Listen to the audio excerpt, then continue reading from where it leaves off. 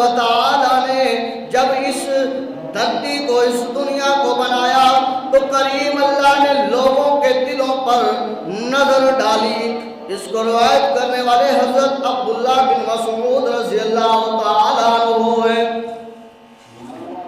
آپ رضی اللہ تعالی عنہ فرماتے ہیں, حضرت عبداللہ بن مسعود رضی اللہ تعالی عنہ آپ فرماتے ہیں اللہ تعالی نے بندوں کے دلوں پر نظر فرمائی تو سب کے دلوں سے بہتر محمد مصطفیٰ احمد مجتبی نور خدا صلی اللہ علیہ وسلم کے دل کو پایا تو انہیں اپنے لیے اللہ کریم نے چن لیا اور اپنی رسالت کے ساتھ انہیں مبعوث فرمایا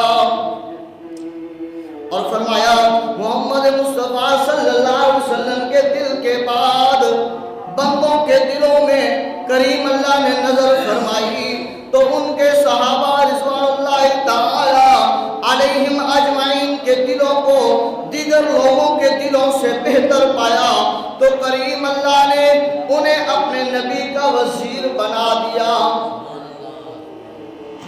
انہیں اپنے نبی کا وزیر بنا دیا.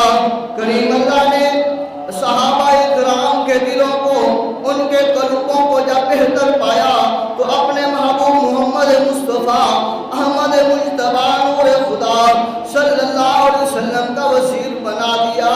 فرمایا یہ لوگ دین کی حمایت میں جنگ لڑتے ہیں, دین کی حمایت کے لیے یہ لوگ جنگ کرتے ہیں.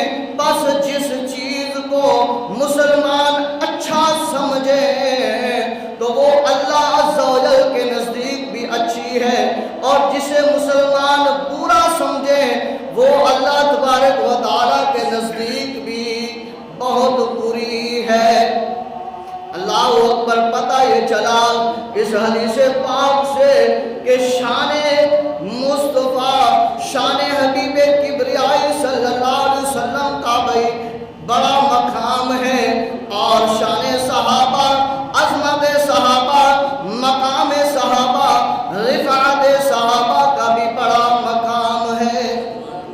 اللہ عز و جل نے تمام نبیوں میں تمام انسانیت میں تمام مخلوقات میں اللہ رب العزت نے اپنے محبوب کے دل کو پاکیزہ و معطر و مطہر بنایا ہے. کریم اللہ نے تمام انبیاء کرام کے بعد انسانوں میں سب سے زیادہ پیارا دل رکھنے والے کوئی اور نہیں بلکہ اصحاب محمد صلی اللہ علیہ وسلم کو بنایا ہے. اللہ کریم ہم سب کو آقا کریم صلی اللہ علیہ وسلم کے صحابہ سے محبت